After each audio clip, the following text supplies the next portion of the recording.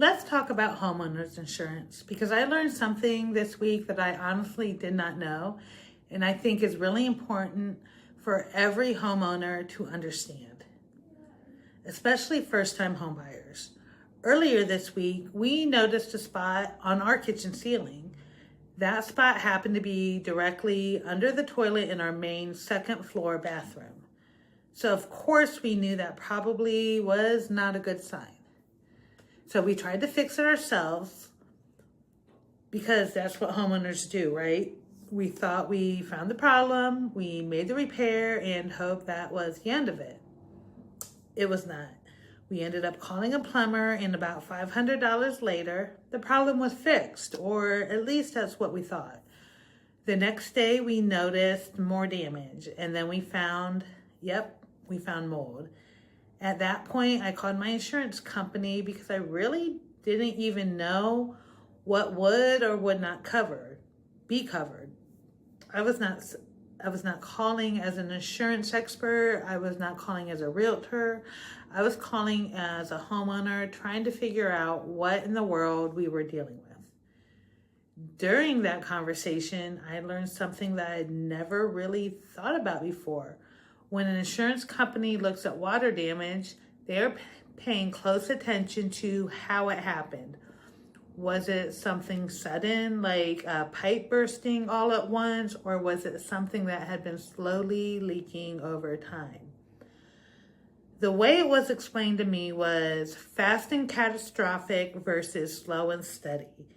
And that difference can really matter when it comes to coverage. A pipe that suddenly bursts and causes damage may be handled very differently than a slow leak that has been happening for weeks or months, even if you did not know it was happening. That really caught my attention because most of us think about homeowners insurance. We think, I have insurance, so if something happens to my house, I'm covered. But it's not always that simple. The cause of the damage matters. So how long has it been happening?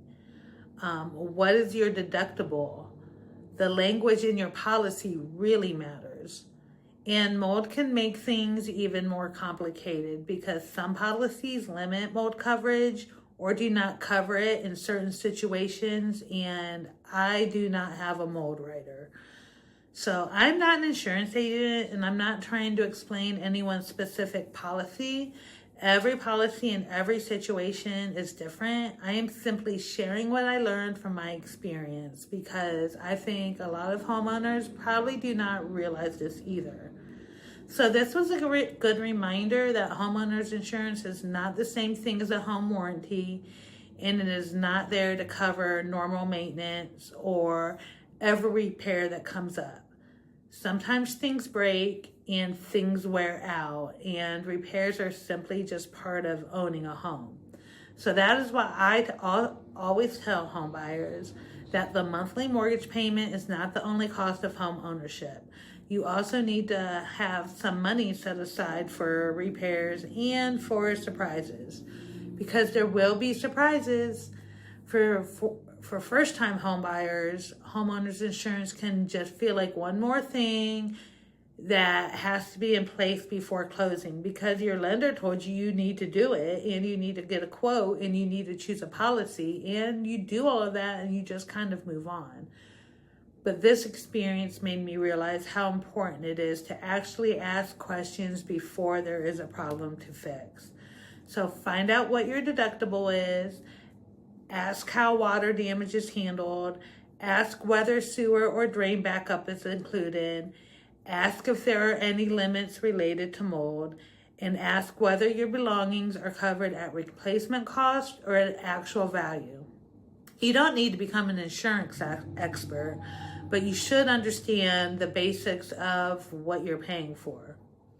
And the other lesson I learned was not to ignore a water spot, even if it seems small.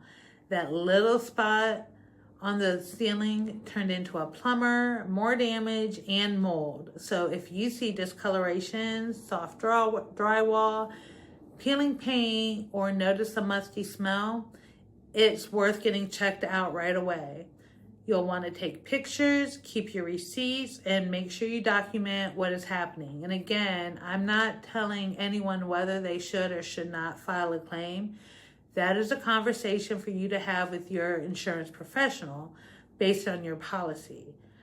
I just know that I learned something this week that I wish I would have understood more before it was a problem.